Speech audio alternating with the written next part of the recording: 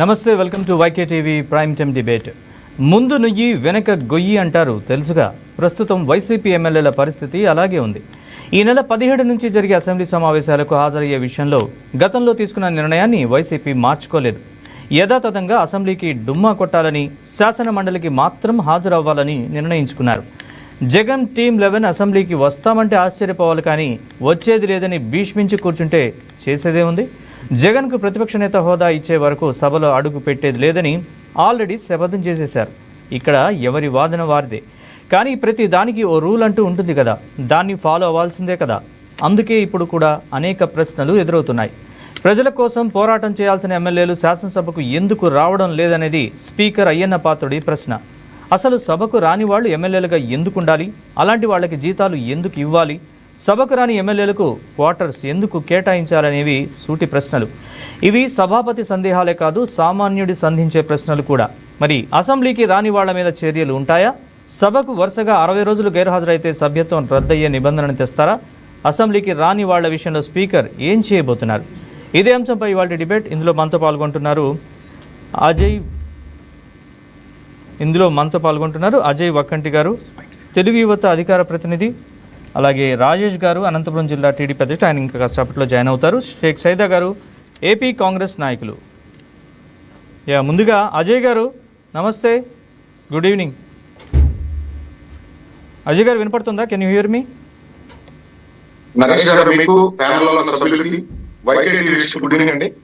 Good evening Ajay గారు. ఈ నెల 17 నుంచి అసెంబ్లీ సమావేశాలు, ఏపీ శాసనసభ సమావేశాలు అంటున్నారు. సో ఈసారి కూడా ఎప్పట్లాగే వైసీపీ అసెంబ్లీకి వస్తుందా రాదా, జగన్మోహన్ రెడ్డి అసెంబ్లీకి హాజరవుతారా లేదా అనేది ఒక ప్రశ్నగా మిగిలిపోయింది. గతంలో చెప్పినట్టుగానే మళ్ళీ చెప్తున్నారు, ప్రతిపక్ష హోదాని మరోసారి తెరపైకి తెచ్చారు. సో ఈసారి ఏం చేయబోతున్నారు స్పీకర్? అసెంబ్లీకి రాని ఎమ్మెల్యేల విషయంలో కావచ్చు, అసెంబ్లీకి రాని వాళ్ళ విషయంలో ఏం చేయబోతున్నారు? నరేష్ గారు, ప్రజలు ఇవ్వని ప్రతిపక్ష హోదాని అడగటం ఆశ్చర్యకరమైన విషయం. వైఎస్ఆర్సీపీ పార్టీ కానీ, ఆ పార్టీ అధ్యక్షుడు జగన్మోహన్ రెడ్డి గారు కానీ, మిమ్మల్ని ప్రజలు ప్రతిపక్ష ప్లేస్ లో కూడా చూడాలనుకోలేదు. మిమ్మల్ని తిరస్కరించారు. ఆ ప్రతిపక్ష హోదా కావాలని చిన్నపిల్లాడు పట్టుబట్టినట్టు పట్టుబట్టడం, ప్రతిపక్ష హోదా ఇస్తేనే నేను అసెంబ్లీకి వస్తానని మాట్లాడటం, అది చాలా హాస్యాస్పదంగా ఉంది. నరేష్ గారు, మీరు గతంలో గమనించుంటే జగన్మోహన్ రెడ్డి గారి తీరు, మండలి రద్దు కావాలని కోరుకున్నది ఆయన, మండలి రద్దు చేసేదానికి ప్రయత్నాలు చేసింది కూడా ఆయనే ఆ రోజు. కానీ ఈ రోజు ఆ మండలికి వస్తామంటున్నారు, శాసనసభకు రామంటాము. అంటే మండలిలో మీకు సంబంధించిన ఎమ్మెల్సీలు ఎక్కువ మంది ఉన్నారు, మీరు అక్కడ గోల్ చేయొచ్చు, విష ప్రచారాలు చేయొచ్చు, బురద చల్లొచ్చు ప్రభుత్వం పైన. కాబట్టి మీకు ఎక్కువ సమయం దొరుకుతుంది కాబట్టి మాట్లాడేదానికి అక్కడున్న ఏదైతే శాసన మండలి చైర్మన్, మీ పార్టీ నేను నియమించుకున్న చైర్మన్ గారు కాబట్టి మీరు అక్కడికి వస్తా ఉన్నారు. ఇక్కడ మీ గతంలో మీ పార్టీకి ఎంపీగా పనిచేసిన RRR గారు డిప్యూటీ చైర్మన్ గా, అయ్యన్న పాత్రుడు గారు స్పీకర్ గా ఉన్నారు కాబట్టి ఇక్కడికి మీరు రాలేరు, భయపడతా ఉన్నారు. కూటమి ప్రభుత్వాన్ని ఎదుర్కొనేదానికి భయపడతా ఉన్నారా? లేక మీ దోపిడీలు 2019 నుండి 24 మధ్య మీరు చేసిన విధ్వంసకర పరిపాలన, దోపిడీ పరిపాలన, హత్యాకాండలు, ఇవన్నీ ఎక్కడ శాసనసభ సాక్షిగా ఈ రాష్ట్ర ప్రజలకు తెలుస్తాయి, అక్కడ నెంబర్స్ తో సహా బయట పెడుతుంది కూటమి ప్రభుత్వం. వైఎస్ఆర్సీపీ పార్టీని, వైఎస్ఆర్సీపీ పార్టీ అధ్యక్షుడు జగన్మోహన్ రెడ్డిని చీల్చి చెండాడుతుంది కూటమి ప్రభుత్వం అనే ఒక భయంతో వెనకడుగు వేస్తా ఉన్నారా? ఈ వైఎస్ఆర్సీపీ నాయకులు మా నాయకుడు సింహం సింహం అని చెబుతారు. గతంలో మీరు గమనించుంటే నరేష్ గారు, వాళ్ళు 151 మంది ఉండి మా ఎమ్మెల్యేలందరినీ సస్పెండ్ చేసిన నారా చంద్రబాబు నాయుడు గారు ఒక్కళ్లే సభలో ఉండి ఆ 151 మంది ఎమ్మెల్యేలని ధీటుగా ఎదుర్కొని ప్రజా సమస్యలపై పోరాటం చేసిన నాయకుడు మా నారా చంద్రబాబు నాయుడు గారు. ఈ రోజు మాకు 40% ఓటింగ్ ఉంది, మాకు ప్రతిపక్ష హోదా కావాలని అడుగుతున్న వీళ్ళు 11 మంది ఎమ్మెల్యేలు అసెంబ్లీకి వచ్చి ఏదైతే మీరు సభ బయట ఉండి రికార్డెడ్ ప్రెస్ మీట్లు పెట్టి ఆ తాడేపల్లి కొంపలో కూర్చొని రాష్ట్ర అభివృద్ధి పైన, రాష్ట్రంలో నిరుద్యోగ యువతీకులకు వస్తున్న ఉద్యోగ కల్పన పైన, కూటమి ప్రభుత్వం పైన, నారా లోకేష్ గారి పైన, నారా చంద్రబాబు నాయుడు గారి పైన, పవన్ కళ్యాణ్ గారి పైన ఏ విధంగానైతే విమర్శలు చేసి విష ప్రచారం చేస్తా ఉన్నారో, మీకు దమ్ము ధైర్యం ఉంటే మీరు మాట్లాడే ప్రతి మాట ఈ రాష్ట్ర అవసరం కోసం, ఈ రాష్ట్ర ప్రజల కోసం అని మీరు ఇంకా మీ పార్టీ నాయకుల్ని నమ్మిస్తూ బతుకుతున్నది నిజమైతే ధైర్యంగా అసెంబ్లీకి రండి. మీరు బయట చేస్తున్న ఏదైతే ప్రభుత్వంపై చేస్తున్న విమర్శలు అసెంబ్లీకి వచ్చి చేయండి. అసెంబ్లీ సాక్షిగా రాష్ట్ర ప్రజలకు చెప్పండి. అక్కడ మేము సమాధానం చెప్పేదానికి సిద్ధంగా ఉన్నాం. మీరు అసెంబ్లీకి రావాలని చెప్పి శాసనసభ స్పీకర్ గౌరవ స్పీకర్ అయ్యన్న పాత్రుడు గారు, డిప్యూటీ స్పీకర్ గౌరవ RRR గారు మిమ్మల్ని పదే పదే కోరుతా ఉన్నారు. 11 నియోజకవర్గాల్లో ప్రజలు మిమ్మల్ని నమ్మి ఎమ్మెల్యేలుగా గెలిపించారు. వాళ్ళ అవసరాలు తీర్చేదానికి మీ నియోజకవర్గాల్లో ఉన్న సమస్యలు మాట్లాడేదానికైనా మీరు అసెంబ్లీకి రావాలి కదా. అసెంబ్లీకి రాని వాళ్ళు ప్రజా పన్నుల ద్వారా వచ్చిన ఆదాయంలోంచి వచ్చే డబ్బులు తీసుకుని మీకు ఎట్లా అర్హులవుతారు?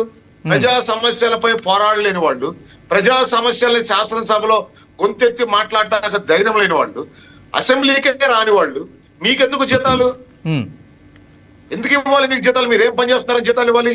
అంటే మీ జగన్మోహన్ రెడ్డికి అడుగులో మడుగులొత్తుతూ ప్రజలు మిమ్మల్ని నమ్మి ఒక 10 మంది శాసనసభ్యుల్ని గెలిపిస్తే మీరు జగన్మోహన్ రెడ్డికి తాబేదారులకు మారి జగన్మోహన్ రెడ్డి ఏ అబద్ధ ప్రచారం చేస్తే దానికి తాళం కొట్టుకుంటూ తందాన ఆడుకుంటూ రాష్ట్ర అభివృద్ధికి అడ్డుపడుతూ ఏ విధంగానైతే మీరు బయట నాటకాలు ఆడుతా ఉన్నారు. ఇవన్నీ అసెంబ్లీకి వచ్చి మాట్లాడితే సాక్ష్యాలతో సహా ఎక్కడ కూటమి ప్రభుత్వం నిరూపిస్తుందో మన బతుకులు పూర్తిగా బయటపడతాయో అనే భయంతో తప్ప వీళ్ళు అసెంబ్లీకి దేనికి రారండి. నరేష్ గారు, మీ ద్వారా నీ సూటిగా జగన్మోహన్ రెడ్డి గారిని అడుగుతా ఉన్నా.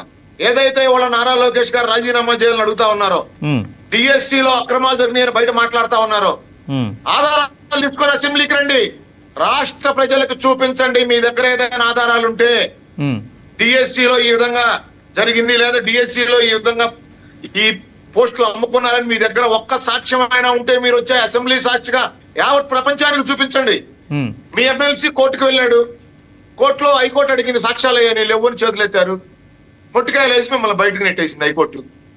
ఇప్పుడు కూడా మీకు సిగ్గు శరం లేకుండా రాష్ట్రంలో 16,000 మందికి పైగా నరేష్ గారు వాళ్ళ సంవత్సరాల తరబడి కోచింగ్లు తీసుకొని వాళ్ళ కష్టంతో వాళ్ళు ఉద్యోగాలు సంపాదించుకుంటే ఈ రోజు వాళ్ళని ఎంత హింసిస్తున్నారండి.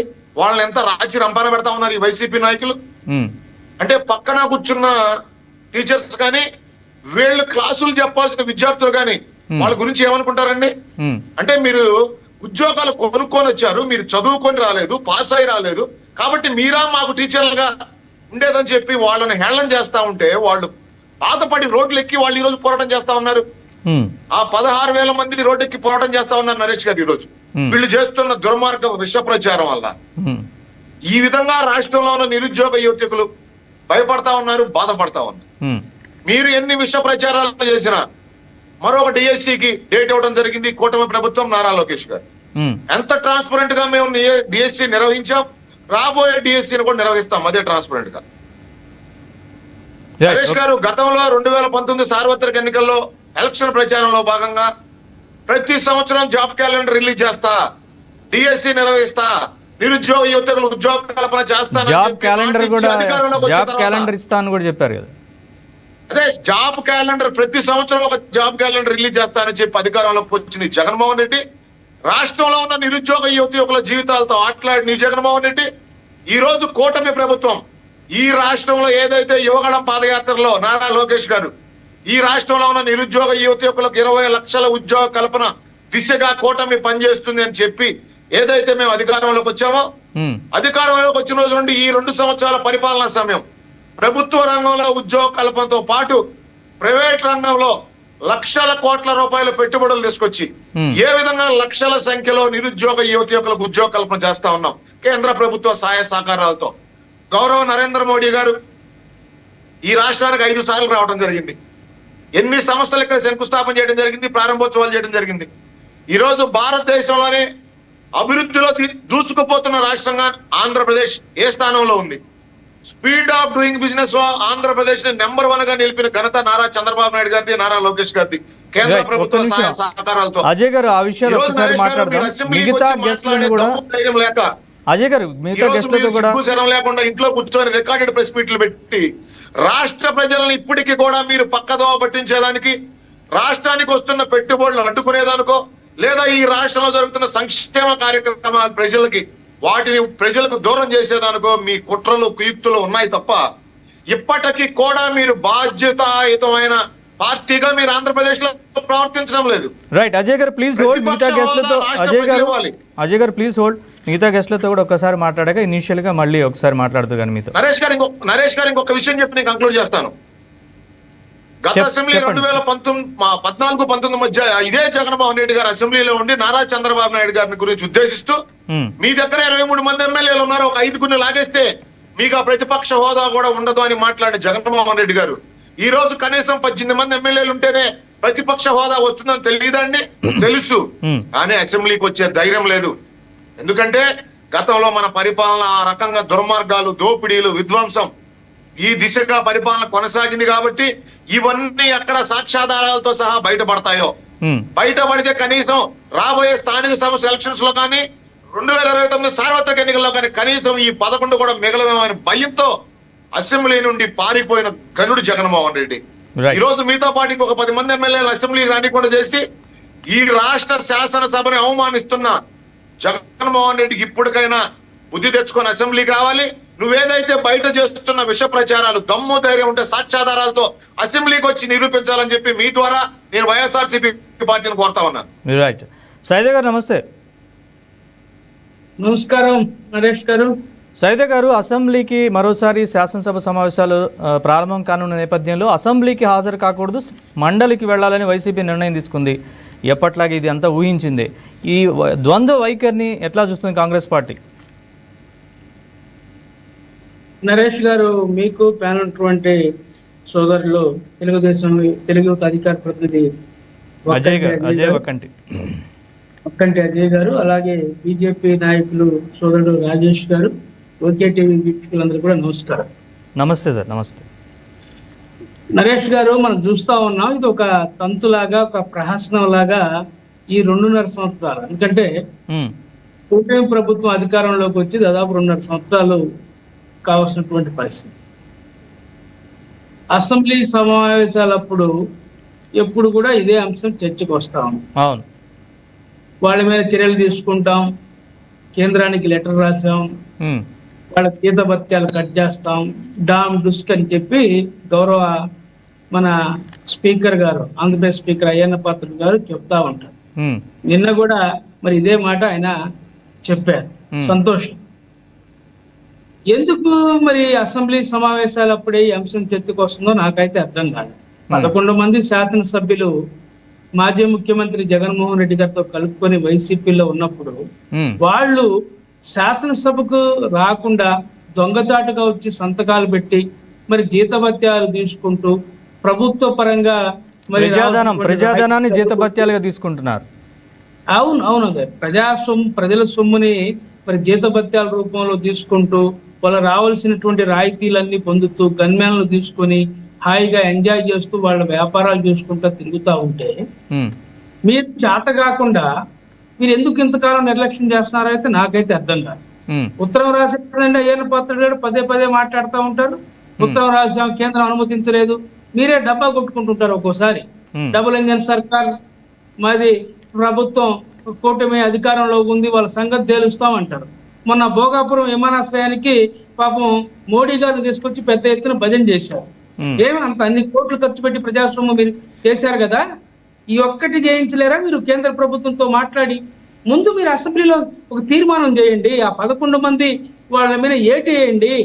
వాళ్ళు అసెంబ్లీ సమావేశాలకి హాజరు కాకుండా వాళ్ళు శాసనసభ్యుడిగా ఎన్నికైనటువంటి ఒక ప్రజాప్రతినిధిగా ప్రభుత్వం నుంచి అన్ని రాయితీలు పొందుతున్నారు, అన్ని హంగు ఆర్భాటంతో వాళ్ళు జీవితాన్ని గడుపుతున్నారు, గన్మ్యాన్ని ఎంట పెట్టుకొని తిరుగుతున్నారు, జీత రూపంలో మరి ప్రజల సొమ్ముని వాళ్ళు కైంకర్యం చేస్తున్నారు అనే విషయం మీద మీ శాసనసభలో ముందు తీర్మానం పెట్టండి. మీ చేతుల్లో పని. ఈ 11 మందిని ఈ విధంగా ప్రజల సొమ్ము దోచుకుంటున్నారు, శాసనసభకు రావటం లేదు, వీళ్ళ మీద చర్యలు తీసుకుంటూ అని చెప్పి కేంద్రానికి మీరు ఒక తీర్మానం పంపించండి. ఎందుకు కదలికి రాదు? మీరు ఉత్తమ మాటలు చెప్పుకుంటా డబుల్ గ్రేమ్ మాట్లాడితే శాసనసభ సమావేశాలప్పుడు అయ్యన్న పాత్రుడు గారి గుర్తు వస్తుంది. ఇప్పుడంటే కెమెరాలు పెడతారంట. ఇప్పుడు ఆ కెమెరాలు ఆటోమేటిక్ గా ఆ కెమెరాలు ఆన్ అయితే వాళ్ళు వచ్చి ఆ సీట్లో కూర్చుంటే హాజరేసినట్టంట. ఏందండి ఈ డ్రామాలు? ఎంతకాలం ఆడతారు ఈ డ్రామాలు? మీరు మాట్లాడితే డబుల్ ఇంజన్ సర్కార్ బ్రహ్మాండంగా ఎనికిపోతా ఉంది, మోడీ గారు ఈ రాష్ట్రానికి కోట్లాది రూపాయలు దోచిపెడుతున్నాడు. మరి పెద్ద పెద్ద మాటలు మాట్లాడుతుంటారు కదా. సోదరుడు విజయ్ కూడా ఇప్పుడు చెప్పుకొచ్చాడు. అజయ్ చాలా విషయాలు చెప్పుకొచ్చారు. సంతోషం. నేనేం చెప్తున్నానంటే ఒక్క మాటలు కాదు, ఇది ఎవడొక్క సొత్తు కాదు. ప్రజలు పన్నుల రూపంలో రూపాయి ప్రభుత్వాన్ని కట్టబెడతా ఉంటే మీరు ఆ ప్రజల సొమ్ముని ఖర్చు పెడతా ఉన్నారు. చంద్రబాబు నాయుడు, లోకేష్, జగన్ ఇంకొకరితో కాదు, ఈ సొమ్ము ప్రజలది. ఈ రాష్ట్రంలో ఉన్న 5 కోట్ల మంది మరి ఆంధ్రప్రదేశ్ ప్రజలు రూపాయి ఇప్పుడు జిఎస్టి మనం చూస్తా ఉన్నాం. పెట్రోల్ డీజిల్ ఛార్జీలు ఏ విధంగా పెరిగిపోతున్నాయో చూస్తా ఉన్నాం. మరి ఏ విధంగా పన్నుల రూపంలో ప్రజలు ఈ రోజు కేజీ బియ్యం 70 రూపాయలు 80 రూపాయలు అమ్మే పరిస్థితి వచ్చింది. ఉల్లిగడ్డలు 50 రూపాయలు దొరికింది. కందిపప్పు 150 రూపాయలు అయిపోయింది. ఆయిల్ వచ్చేసి 150 రూపాయలు 200 రూపాయలు అమ్మే పరిస్థితి. నిత్యావసర వస్తువులు ధరలు విపరీతంగా మరి ఆకాశాన్ని అంటిపోయేటువంటి పరిస్థితి. సామాన్య మానవుడు కొనుగోలు చేయకుండా ఇబ్బంది పడేటువంటి పరిస్థితి. ఈ విధంగా ప్రజలు ఎన్ని కష్టాన్ని నష్టాన్ని భరాయించి పన్నుల రూపంలో కడతా ఉంటే మీరు జీతాలు తీసుకొని ఎంజాయ్ చేసి తిరుగుతూ ఉంటే మీ బాధ్యత శాసనసభ్యుడిగా ఆ నియోజకవర్గంలో 2,50,000 మందో 2 లక్షల మందో ఓట్లేసి మిమ్మల్ని గెలిపిస్తే మీరు శాసనసభకి వెళ్లకుండా మీరు డ్రామాలు ఆడుతూ ఉంటే మీరు మిమ్మల్ని ఏమనాలా? ఇంకా ఆయన జగన్మోహన్ రెడ్డి మాట్లాడతాడు, మాకు ప్రతిపక్ష హోదా ఇస్తే నేను శాసనసభకి వెళ్తా అని చెప్పి మరి గత కొంతకాలంగా ఆయన మాట్లాడేటువంటి మాటలు ఎలా ఇస్తారు? మీరే చెప్పారు కదా, గత ప్రభుత్వంలో మీరు మాట్లాడినటువంటి మాటలు ఇప్పుడు మీకు గుర్తుకు రాలేదా? మరి 10% శాసనసభ్యులు కోర్టుకు కూడా వెళ్ళారు. ప్రతిపక్ష హోదా ఇవ్వాలని ఇచ్చేలా ఆదేశించాలని కోర్టుకు కూడా వెళ్ళారు కదా. అదే చెప్తా ఉన్నా. ఇప్పుడు ఎందుకు మీరు ఈ డ్రామాలు ఆడుతున్నారు? సరే, వాళ్ళు డ్రామాలు ఆడుతున్నారు ఉద్దేశపూర్వకంగా. మరి మీ యాక్షన్ ఏది? మీరు కేంద్రంలో మీరు అనుకున్న వల్ల ప్రభుత్వమే కదా, డబుల్ ఇంజిన్ సర్కార్ ప్రభుత్వమే కదా. మీరు ఒక తీర్మానం చేయడం కూడా చేత కలదు కదా. ఇప్పుడు ఊరికి మాట్లాడితే ఉత్తరం రాసామని చెప్పి అయ్యన్న పాత్రుడు గారు మాట్లాడతారు. ఎందుకు ఈ రాష్ట్ర ప్రజలను మీరు మోసం చేయటం? మీరు వాళ్ళు దొందే అర్థమైపోతా ఉంది మీ వ్యవహారం అంతా కూడా.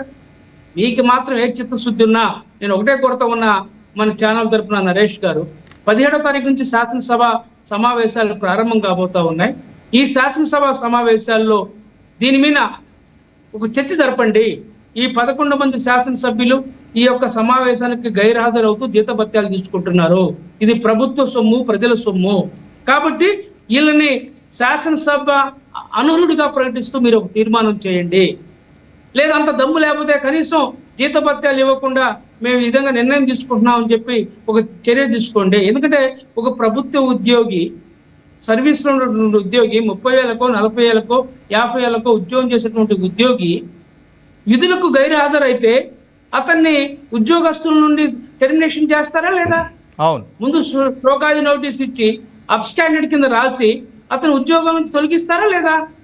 మరి అట్లే గౌరవ శాసనసభ్యులు రాజ్యాంగం మీద ప్రమాణం చేసి, భారత రాజ్యాంగం మీద ప్రమాణం చేసి శాసనసభలో అడుగుపెట్టినటువంటి పెద్ద మనుషులు శాసనసభకు రాకుండా శాసనసభలో ఆ ప్రాంత ప్రజల యొక్క అభిష్టం మేరకు ఆ సమస్యల మీద మాట్లాడకుండా నాటకాలు ఆడుతూ ఉంటే మీరు ఎందుకు చూస్తా ఊరుకున్నారు?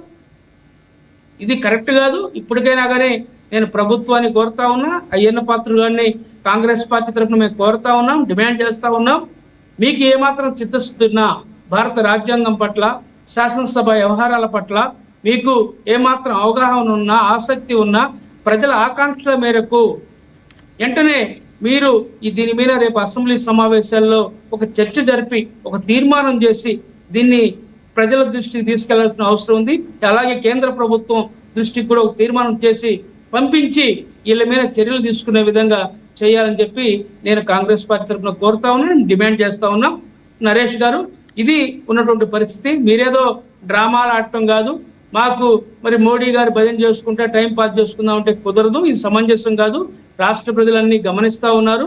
దయచేసి మరి నేను ఒకటే కోరుతా ఉన్నా ఈ ప్రభుత్వాన్ని, మీకేమాత్రం చిత్తశుద్ధి ఉన్నా మీరు ఆ యొక్క అసెంబ్లీ రాకుండా మరి దొంగాట ఆడుతున్నటువంటి మరి అసెంబ్లీకి రాకుండా మానేసినటువంటి ఆ యొక్క శాసనసభ్యుల్ని మీద అనర్హత వేటు వేసే విధంగా, వాళ్ళ రావాల్సినటువంటి జీతభత్యాల మీద మరి వేటు వేసే విధంగా ప్రభుత్వం కృషి చేయాలా, తీర్మానం చేయాలా. ఆ తీర్మానాన్ని కేంద్ర ప్రభుత్వానికి పంపించాలని చెప్పి అలాగే కేంద్ర ప్రభుత్వం కూడా, ఎందుకంటే డబుల్ ఇంజిన్ సర్కార్ ప్రభుత్వం ఉంది కాబట్టి అడుగుదాం. మనకి బీజేపీ నాయకులు కూడా ఉన్నారు సైదా గారు, ఒక్కసారి బీజేపీ నాయకులని అడుగుదాం. రాజేష్ గారు నమస్తే. రాజేష్ గారు నమస్కారం అండి. వైసీపీ ఉన్న అజయ్ గారికి, అలాగే షేక్ సైదా గారికి, నరేష్ గారికి, వైకే టీవీ ప్రేక్షకులందరికీ నమస్కారం తెలియజేసుకుంటున్నాము. రాజేష్ గారు, కేంద్ర ప్రభుత్వం ఎందుకని చర్యలు తీసుకోదు? లేదా అయ్యన్న పాత్ర గారు చెప్తూ ఉంటారు, కేంద్రం పరిశీలనలో ఉన్న, కేంద్రానికి ప్రతిపాదించాం మేము, కేంద్రం పరిశీలనలో ఉంది, ఎమ్మెల్యేల విషయం అసెంబ్లీకి హాజరు కాని వాళ్ళ జీతభత్యాలు వెనక్కి ఇచ్చేలా లేదా వాళ్ళకి జీతభత్యాలు ఇవ్వకుండా చేసేలా ఇలాంటివన్నీ కూడా పరిశీలనలో ఉంది కేంద్రం అని. కేంద్రం ఎందుకు చర్యలు తీసుకోవట్లేదు? డబుల్ ఇంజిన్ సర్కార్ అని చెప్తున్నారు. మీనమేషాలు ఎందుకు లెక్కిస్తున్నారు? ఆ 11 మంది ఎమ్మెల్యేలు అసెంబ్లీకి హాజరు కాకుండా వాళ్ళకి జీతభత్యాలు ఎలా ఇస్తున్నారు అనేది కాంగ్రెస్ పార్టీ అడుగుతున్నటువంటి ప్రశ్న. సో కేంద్రం పరిశీలనలో ఏముంది, మీ దృష్టిలో ఏముంది, మీకున్న సమాచారం మేరకు ఎందుకని చర్యలు తీసుకోవట్లేదు? వీళ్ళు ఇప్పటికీ 2 సంవత్సరాలు దాటిపోయింది. వైఎస్ఆర్సీపీ 11 మంది శాసనసభకు ఎన్నుకోవడము, ఎన్నిక కాబడము మనమందరం చూస్తూనే ఉన్నాము. ఈ శాసనసభ సమావేశాలు వచ్చేదలికే వాళ్లకు ఒక టెక్నికల్ పాయింట్ వాడుకుంటున్నారు. కొన్ని రూల్స్ అండ్ రెగ్యులేషన్స్ శాసనసభకు ఉంటాయి. అవును, ఆ రూల్స్ కనుకొని వైసీపీ పార్టీ చేస్తున్నదంతా అంటే బయట వాళ్ళు అదే పని చేస్తున్నారు, లోపల టెక్నికల్ గా వాడుకొని ఎక్కడ దొడ్డిదారిన వచ్చి సంతకాలు పెట్టిపోతూ అసెంబ్లీ సమావేశాల్లో మాత్రం పాల్గొనరు. అందుకే పెద్దలకు మరొకసారి చెప్తున్నాను, ఇది వాళ్ళు దొడ్డిదారిన ఎంచుకొని ఇది మాకు ఈజీగా ఉంది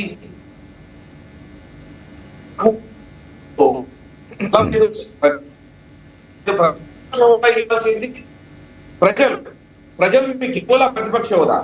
మీకు ఏ హోదా ఇచ్చింది? 11 మంది శాసనసభ్యులు మీకు ఇచ్చింది. 11 మంది పోయి ప్రజా సమస్యల మీద దళం ఎప్పండి, ప్రజా సమస్యల మీద చర్చించండి. ఎన్నో ఇబ్బంది బయట రోడ్లు ఎక్కుతున్నారు, కొంతమంది పాపం ఒక కూలీని తీసుకుపోయి ఇబ్బంది ధర్నాలు చేస్తున్నారు, అందరికి డబ్బిచ్చి. మీకు ఆడ డిఎస్సి మీద ధర్నాలు జరుపుతున్నారు. అక్కడ విద్యార్థి ఎవరు పోవడం లే, 16,500 ఉద్యోగాలు పొందిన వారు ఈ పొద్దు వాళ్ళు జాబ్స్ చేసుకుంటా అంటే వాళ్ళని నిందించడము, మీ కార్యకర్తలను లేదంటే ఎవరెవరో తీసుకొచ్చి అక్కడ మీరు ధర్నాలు కార్యక్రమం చేస్తున్నారు. అదే మీరు మీ పూర్తి ఆధారాలతో మీకు ఏవైతే అనుమానాలు కలిగినాయో, ఏవైతే మీ దగ్గర ఉన్నాయో మీకు అవకాశం వస్తుంది. శాసనసభలో చర్చ జరపండి అని మేము కోరుతున్నాము. ఏ విషయాన్నైనా, ఇది డిఎస్సీ ఒకటే కాదు, మీరు ఏదైతే బుడ్డ చల్లుతున్నారో ఈ ప్రభుత్వం మీద దాని మీద చర్చకు రండి అని ప్రతిసారి అడుగుతున్నాము. దాన్ని దొడ్డిదారిన వచ్చి సంతకాలు పెట్టి టెక్నికల్ గా బయటపడుతున్నారు. శైలా గారు టెక్నికల్ గా బయటపడుతున్నారు. అందుకే ఇప్పుడు మన అయ్యన్న పాత్రుడు ఒక నిర్ణయం తీసుకున్నాడు, మంచి నిర్ణయం తీసుకున్నాడు. ఆ చైర్స్ కు, ప్రతి చైర్ కు కెమెరాలు. మీరు మంచి నిర్ణయం అని మీరు అంటున్నారు, సైదా గారు మాత్రం అది ఉండొచ్చు, ఎవరి అభిప్రాయం. నా అభిప్రాయం నేను చెప్తున్నాను. ఇదంతా డ్రామా, మీరు ఎందుకు డ్రామాలు ఆడుతున్నారని నేను చెప్పడం లేదు. శైలా గారు నాతో ఏకీభవించని నేను అడగను. నాకు తెలిసిన అభిప్రాయాన్ని నేను వ్యక్తపరుస్తున్నా, నాకు ఇచ్చిన అవకాశంలో మీకు వ్యక్తపరుస్తున్నా. ఈసారి అలాంటివి తప్పించుకునేదానికి వీలు లేదు. వీళ్ళ మీద ఖచ్చితంగా చర్యలు తీసుకోవాలని స్పీకర్ గారు ఆ నిర్ణయాన్ని తీసుకున్నారు. మీరు ఒక్కసారి వినండి, మీరు ఆ నిర్ణయం ఎందుకు తీసుకున్నారు? ప్రతిసారి టెక్నికల్ గా మీరు తప్పించుకొని పోతున్నారు. మీరు రావడము, శాసనసభ సమావేశాలు స్టార్ట్ అయితేనే వెనుక గేట్ అంటే వచ్చి రావడము, 11 మంది సంతకాలు పెట్టడము, వెళ్ళిపోవడము. అది వీళ్ళు చేస్తున్న తంతు. అంటే వీళ్ళు ప్రజల చేత ఎన్నుకోబడి ప్రజాస్వామ్యంలో ఈ రోజు జీతాలు తీసుకుంటూ ప్రజలు కట్టిన పన్నులతో జీతాలు తీసుకొని 5 సంవత్సరాలు తర్వాత మాట్లాడుతున్నాను. రాజేష్ గారిని మాట్లాడండి. అధికారమే పరమావధిగా భావించి వీళ్ళు మాకు అధికారం వస్తేనే మేము శాసనసభలోకి అడుగు పెడతాము అనే ధోరణిలో మీరున్నారు. ప్రజలు ఇవన్నీ గమనిస్తున్నారు. ఎవరు ఏం చేస్తా అనేది వీళ్ళ కథ ఏంటి అని ప్రజలు ఇప్పటికే నిర్ణయం తీసుకున్నారు. వీళ్ళు ఇంకా రాబోయే కాలంలో శాసనసభకు వెళ్లే పరిస్థితి ఉండదు, ఇంకో చోటుకి వెళ్లే పరిస్థితి ఉండదు. ఎందుకంటే వీళ్ళు చేస్తున్న దొంగ నాటకాలు, డ్రామాలు బయటపడ్డాయి. ఇవి ప్రజలకు తెలియాలా, ప్రజలకు తెలియజెప్పాలా. వీళ్ళకి 2 సంవత్సరాలు చేసిన ఈ తంతు మనం అర్థం చేసుకోవాలా. మనము రాజకీయ నాయకులుగా ప్రజలకు తెలియజెప్పాలా. ఎందుకంటే ఈ పొద్దు మీరు తీసుకుంటున్నారు ఆ క్వార్టర్స్ కావాలంటే ఈ పొద్దు ఎమ్మెల్యే క్వార్టర్స్ ఎందుకు ఇవ్వాలి అట్లాంటి వాళ్ళకు? క్వార్టర్స్ గురించి మళ్ళీ మాట్లాడదాం ఒక్కసారి. రాజేష్ గారు, క్వార్టర్స్ గురించి మరోసారి మాట్లాడదాం. అంటే కొద్దిసేపు తర్వాత సైదా గారు ఏదో అడుగుతున్నారు. సైదా గారు చెప్పండి, మీ పాయింట్ ఏంటి? నరేష్ గారు, ఇప్పుడు మన రాజేష్ అన్న మాట్లాడుతూ ఉన్నాడు, ఏదో ఈ టెక్నికల్ ఇష్యూస్ ని అడ్డం పెట్టుకొని వైసీపీ వాళ్ళు నాటకాలు ఆడుతున్నారని. ఎస్, వాళ్ళు నాటకాలు ఆడతారు, వాళ్ళకు వెనతో పెట్టినటువంటి విద్యార్థి. మరి మీరేం పొడుస్తున్నారు? మీరు అధికారంలో ఉన్నారు కదా, కేంద్రంలో, చూపిస్తామన్నా. మీరు ఆ భాష మాట్లాడితే నేను నా భాష నేను మాట్లాడాలి. సైదా గారు వాచ్ యువర్ లాంగ్వేజ్. నేను ఒకటే చెప్తా ఉన్నా, మోడీ గారికి దత్తపుత్రుడు జగన్, ఇట్ ఈస్ క్లియర్. ఇద్దరు రాజేష్ గారు ఒక్క నిమిషం. రాజేష్ గారు ఒక్క నిమిషం. ఓపిక లేకపోతే రాజేష్ గారు ఒక్క నిమిషం. సైదా గారు చెప్పనివ్వండి. సైదా గారు చెప్పనివ్వండి. నరేష్ గారు, నేనేం చెప్తున్నానంటే, పార్లమెంట్ లో ఆయనకి మద్దతు అవసరం. ఎవరిది? జగన్ గారి మద్దతు అవసరం వైసీపీకి. వాళ్ళ నల్ల చట్టాలు మొత్తం పాస్ కావాలంటే ఆయన ఎంపీలు కూడా అవసరం, మనకు తెలుసు. వాళ్ళ ఎంపీలు ఎంతమంది ఉన్నారండి? వాళ్ళ ఎంపీలు ఎంతమంది ఉన్నారు? ఎంతమంది అయినా ఉన్నాయి సార్, ఎంతమంది అయినా ఉన్నాయండి. 4, 3, 2, 11 మంది గతంలో ఉన్నారు, ఇప్పుడు జారిపోతున్నారు. మనం కాదను. ఎందుకంటే నరేష్ గారు, నేనేం కోరుతున్నానంటే, ఇప్పటికి కూడా మోడీ గారితో చెలిమి పోలేదు జగన్ కి. ఆయన హాయిగా ఇటు చంద్రబాబుని దువ్వుతున్నాడు, జగన్ దువ్వుతున్నాడు, పవన్ కళ్యాణ్ దువ్వుతున్నాడు. జరిగే తతంగం ఇది మనం చూస్తా ఉన్నాం. ఇప్పుడు జగన్మోహన్ రెడ్డి గారి మీద మరి ఎన్ని కేసులు ఉన్నాయి? సిబిఐ, ఈడీ కేసులు. ఆ కేసులు ఇంకా మరి కొలిక్కి రాకుండా ఎందుకు ఉంటున్నాయి? మరి ఎందుకు అతనికి శిక్ష పట్టడం లేదు? అంటే మోడీ గారి, అమిత్ షా గారి సహకారం పూర్తిగా ఉంది, అందువలన ఈ తతంగం నడుస్తూ ఉంది. వివేకానంద హత్య కేసు మరి 2 అడుగులు ముందుకి 6 అడుగులు వెనకలాగా నడుస్తూ ఉంది. దానివల్ల ఏంది, ఎవరు ప్రాధాన్యత ఉందో, ఎవరు బిహైండ్ బ్యాక్ ఎవరు ఉన్నారో అర్థం అవుతూ ఉంది. నేనేం కోరుతున్నానంటే, మీరు వాస్తవంగా బీజేపీ కినక ఒక వికసిత భారత్ అనే వైపు మీరు వెళ్తున్నారని చెప్పి అనుకుంటే, నిష్కలంక రాజకీయాలు వేయాల్చుకుంటే ఇలాంటి దొంగల మీద వేటేయాల్సిన అవసరం ఉంది.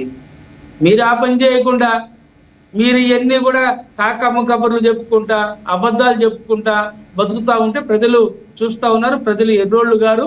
సమయం వచ్చినప్పుడు కీలు పెరిగి వాత పెడతారు, కర్రు కాల్చి వాత పెడతారు. అది వాస్తవం. ప్రజలు మాత్రం మిమ్మల్ని నమ్మే పరిస్థితులు లేరు. డబుల్ ఇంజన్ సర్కారు దీన్ని మరి చంద్రబాబు నాయుడు మరి ఎందుకు ఇంత భయపడుతున్నాడో నాకు అర్థం కాల. ₹1 ప్రభుత్వానికి సంబంధించినటువంటి వ్యవహారాల్లో సాయించినా సహకరించకపోయినా ఆయనకి ఎందుకు బదిలీ చేస్తున్నాడో అర్థం కాల. నిజంగా ఆంధ్రుల యొక్క ఆత్మగౌరవాన్ని మోడీకి తాకట్టు పెట్టి జగన్, పవన్ కళ్యాణ్, చంద్రబాబు ఈ 3 పార్టీలు కూడా మరి బీజేపీ అంటే బాబు, జగన్, పవన్ అన్నట్టుగా ఈరోజు ఆ విధంగా తయారయ్యారు. 5 కోట్ల ఆంధ్రుల యొక్క ఆత్మగౌరవాన్ని మోడీకి తాకట్టు పెడతా ఉన్నారు. అభివృద్ధిని పూర్తిగా మరి అధమ స్థితిలో వచ్చేటువంటి పరిస్థితి ఈరోజు కనిపిస్తా ఉంది. అందువల్లనే కాంగ్రెస్ పార్టీ ఉంది. ఇక్కడే మీ వ్యవహారం అర్థమైపోవాలి. నేనేం చెప్తున్నానంటే, నరేష్ గారు, అసెంబ్లీ సమావేశాలు 15 నుంచి జరుగుతున్నాయి కదా, మీరు ఒక తీర్మానం పెట్టండి. ఈ 11 మంది శాసనసభ్యులు అజయ్ గారు ఉన్నారు టీడీపీ నుంచి. ఒక్కసారి దమ్ము, ధైర్యం, చావా ఉంటే నేను ఇదే కోరుతా ఉన్నా, అయ్యన్న పాత్రుడు గారిని శాసనసభలో తీర్మానం పెట్టమనండి. రైట్. అజయ్ గారు, సైదా గారు అడుగుతున్నట్లుగా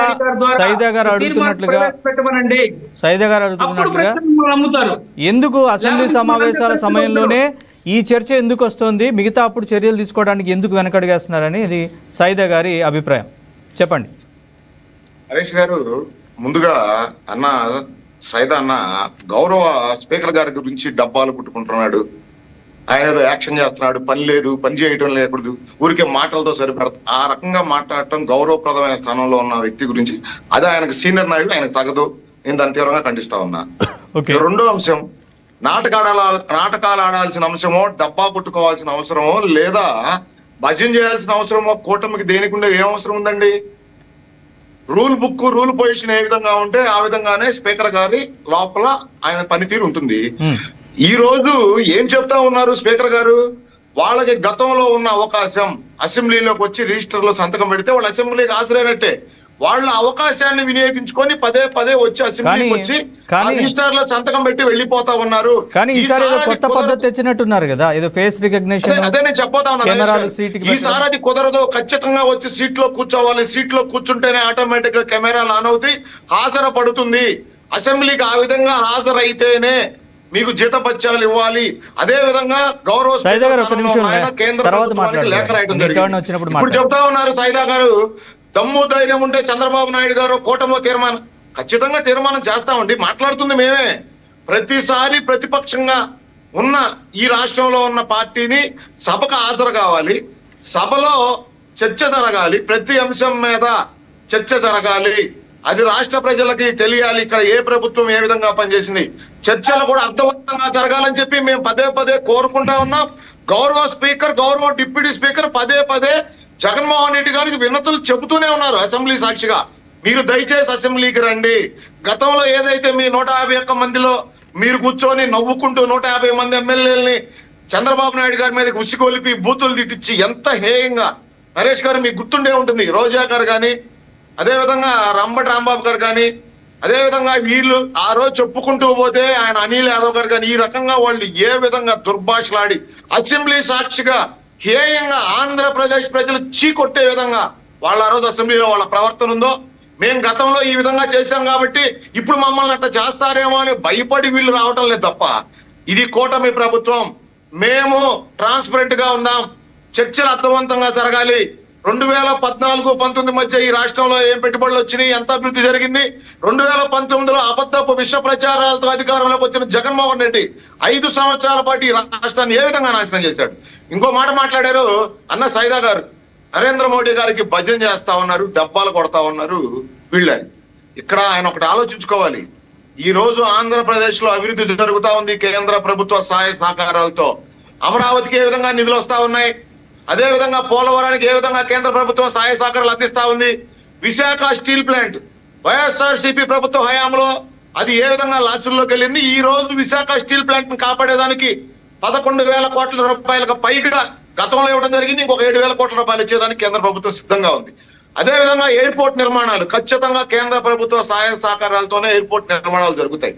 ఈ విధంగా కేంద్ర ప్రభుత్వం డబుల్ ఇంజిన్ సర్కార్ ఆంధ్రప్రదేశ్ లో ఈ రకంగా కేంద్ర ప్రభుత్వం రాష్ట్రానికి సహకరిస్తూ ఈ రాష్ట్రానికి అభివృద్ధి జరిగే ఈ విషయాల్లో కూడా సహకరించాలి కదా మరి అజయ్ గారు. సో ఇందాక సైదా గారు అడిగినట్లుగా ఏదైతే చర్యల విషయంలో ఎందుకని కేంద్ర ప్రభుత్వానికి నివేదించారని స్పీకర్ చెప్తున్నారు అయ్యనపాత్రుడు గారు. ఈ పరిస్థితి ఏది జీతభత్యాలు వెనక్కి తీసుకునేలా, సో ఆ విషయంలో ఎందుకు వెనకడుగు లేట్ అవుతోంది అనేది ఆయన ప్రశ్న. ఎందుకని తాత్సారం జరుగుతోంది ఈ విషయం? ఇంతకాలం వెయిటింగ్ ఏంది? మీరు డబుల్ ఇంజిన్ సర్కార్ కదా, మీరు 1 నిమిషంలో అయిపోద్ది కదా. మీరు మాట్లాడితే మోడీ ఎమ్మటే సిగ్నల్ ఇస్తాడు కదా, ఎందుకు పని మీరు? సైదా గారు అజయ్ గారు చెప్పేది నిబంధనల ప్రకారం గౌరవంగా మాట్లాడటం నేర్చుకోండి. ఫస్ట్ మీరు డిబేట్ లో సీనియర్ లీడర్ లాగా ఉన్నారు. మోడీ అంటారు లేదా చంద్రబాబు అంటారు, గారని సంబోధించడం నేర్చుకోవయ్యా స్వామి. నువ్వు ముందు డిబేట్ లో ముందు ఫస్ట్ మాట్లాడటం అజయ్ గారు పర్సనల్ గా వెళ్ళొద్దు. అజయ్ గారు సైదా గారు పర్సనల్ గా వెళ్ళొద్దు. ప్రధాని నువ్వు నెక్స్ట్ వచ్చినట్టు పేరు పెట్టి మాట్లాడతావు. అజయ్ గారు మోడీ గారు అనాలి, గౌరవ ప్రధాని ఏ విధంగా ఉచ్చరించాలో కూడా తెలీదా? అజయ్ గారు సైదా గారు పర్సనల్ గా వెళ్ళొద్దు ప్లీజ్. ప్రధాని గురించి రాష్ట్ర ముఖ్యమంత్రి అజయ్ గారు సైదా గారు పర్సనల్ గా వెళ్ళొద్దు. సబ్జెక్ట్ మాట్లాడండి, సైదా గారు ప్లీజ్. నరేష్ గారు,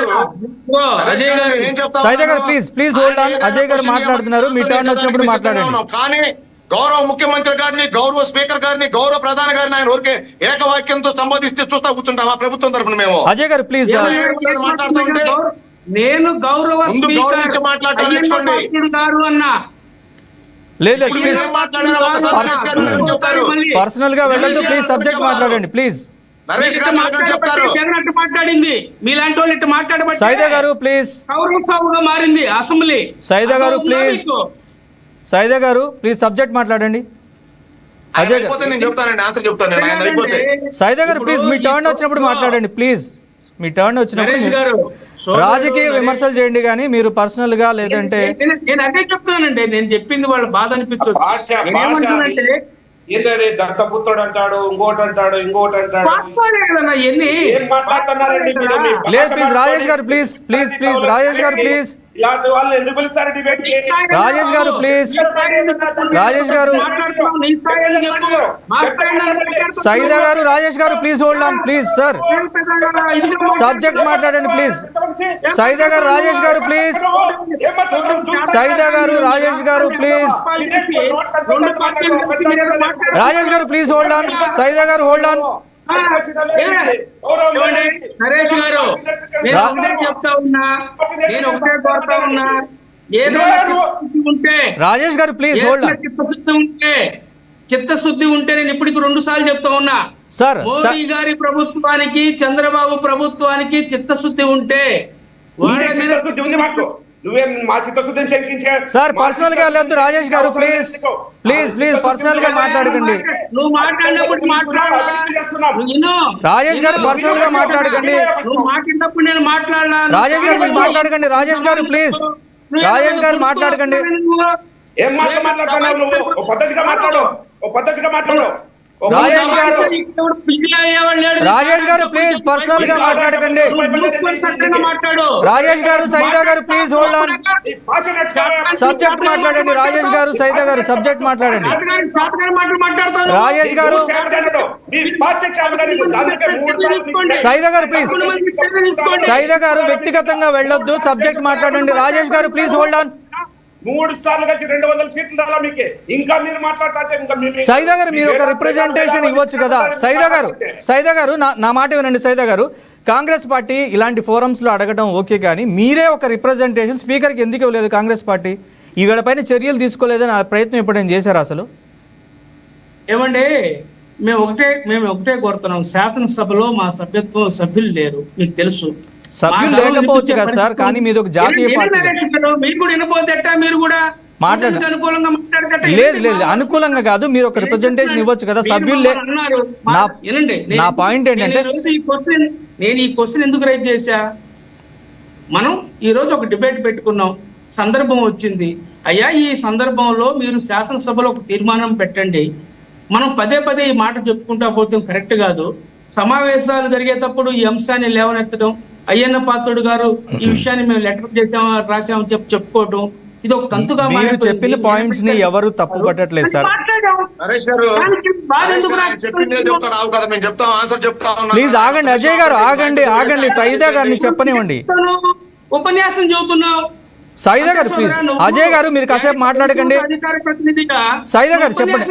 సైదా గారు మీ పాయింట్స్ ని ఎవరు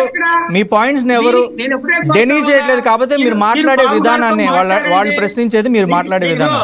మీరు లోకేష్ గారితో మాట్లాడండి, బాబు గారితో మాట్లాడండి, రేపు సమావేశంలో దీని మీద చర్చ పెట్టమనండి. సైదా గారు మేక్ యువర్ పాయింట్ ప్లీజ్. వాళ్ళతో కాదండి, మీరు ఉంది కదా, వ్యక్తిగతంగా వెళ్ళొద్దు. Make your point. సైదా గారు ప్లీజ్ మేక్ యువర్ పాయింట్. ఏమండి, నేను వ్యక్తిగతంగా మాట్లాడేవాడిని కాదు, మాకు అది అంత అవసరం లేదు. ఏదైనా ఉంటే సిస్టమ్ గురించే మాట్లాడతాం. మా బాధ అంతా ఏంటంటే, ఎందుకు ఇలా జరుగుతూ ఉంది, ఎందుకు మీరు డబుల్ ఇంజిన్ సర్కార్ అంటున్నారు కదా, మీరు ఎందుకు చర్యలు తీసుకోలేదు? ప్రజల పక్షాన మేము మాట్లాడుతున్నాం, ఒక ప్రతిపక్ష పార్టీగా మేము మాట్లాడుతున్నాం. నీ కేంద్రంలో మీరు ముగ్గురు ఒకటే కదా. మా పాయింట్ అది. రాష్ట్రానికి వచ్చే వాళ్ళకి మీరేమిటో కొట్లాడుకున్నట్టు మీరు నాటకాలు ఆడుతున్నారు అనేది మా వర్షన్. సైదా గారు ఇందాక నేను అడిగిన సైదా గారు చర్యలు తీసుకోండి. రాజేష్ గారు ప్లీజ్ మీ టర్న్. నేను చెప్పినప్పుడు మీరు మాట్లాడండి ప్లీజ్. జగన్ రావట్లేదు కదా, జగన్ మీద చర్యలు తీసుకోండి. సైదా గారు నేను అడిగినట్లుగా మీరు ఒక రిప్రజెంటేషన్ కాంగ్రెస్ పార్టీ ఎందుకు ఇవ్వలేదు? అది దానికి ఏదైనా ప్రయత్నం జరిగిందా, జరుగుతుందా, అది చెప్పండి సార్. మీరు చెప్పారు కాబట్టి మా యొక్క రాష్ట్ర కమిటీతో మాట్లాడి మేము కూడా ఒక రిప్రజెంటేషన్ స్పీకర్ గారికి ఇస్తాం. సభ్యులు లేకపోవచ్చు కానీ అది వేరే విషయం. సభ్యులు లేకపోతే మీరు మీ అంశాన్ని మేము స్వాగతిస్తున్నాం, మీ సలహాని మేము స్వీకరిస్తాం. ఎందుకంటే అధికారం వాళ్ళ చేతుల్లో ఉంది, శాసన సభాపతి వాళ్ళు రూలింగ్ లో ఉంది, వాళ్ళ చేతుల్లో అన్ని ఉన్నాయి, వాళ్ళు ఏమైనా చేయొచ్చు. ఆ విధంగా నిర్ణయం తీసుకుంటే. సైదా గారు ఒక పాయింట్ చెప్తా వినండి, ఒక పాయింట్ చెప్తా. ఏమైనా చేయొచ్చు అంటే యాజ్ పర్ రూల్ ప్రకారము, ప్రొసీజర్ ప్రకారమే వెళ్ళాలి కదా. ఎవరు వెళ్ళినా అధికారం చేతుల్లో ఉందని దాన్ని ఎలా పడితే అలా యూజ్ చేయలేరు కదా. ఇప్పుడు ఏమంటే యాజ్ పర్ రూల్స్ ప్రకారం, రాజ్యాంగం ప్రకారం శాసనసభ వ్యవహారాలకు సంబంధించినటువంటి చట్టాలను అవగాహన చేసుకుని ఎవరైనా ముందుకు వెళ్తారు. మనం కాదను, కానీ చట్టాలు కూడా ఎలా ఉంటాయంటే మనం అమెండ్మెంట్ చేసుకుంటాం కొన్ని సందర్భాల్లో. ఎస్, అవునా కాదా? అవును అవును. సార్ అజయ్ గారు ఒక్క నిమిషం ఆగండి. అజయ్ గారు ప్లీజ్ ఒక్క నిమిషం ఆగండి. సైదా గారు కంప్లీట్ అయ్యాక మీరు మాట్లాడుతున్నారు ప్లీజ్. శాసనసభ వ్యవహారాలకు సంబంధించినటువంటి అంశాల మీద, బిజినెస్ రూల్స్ మీద ఏం చేయాలనేది అది ఒక నిష్ణాతులైనటువంటి ఒక కమిటీ ఉంటారు, శాసనసభ వ్యవహారాలు చూసే వాళ్ళు ఉంటారు. దీని మీద ఎందుకంటే అనేక తీర్మానాలు చేసుకుంటూ ఉంటాం, అనేక సమస్యల మీద మనం తీర్మానం చేస్తాం. మరి శాసనసభకే రాకుండా జీతభత్యాలు తీసుకుంటున్నటువంటి శాసనసభ్యుల మీద వేటేయడం కోసం ఒక తీర్మానం చేస్తే తప్పేంది? అడుగుదాం ఒక్క నిమిషం అజయ్ గారు.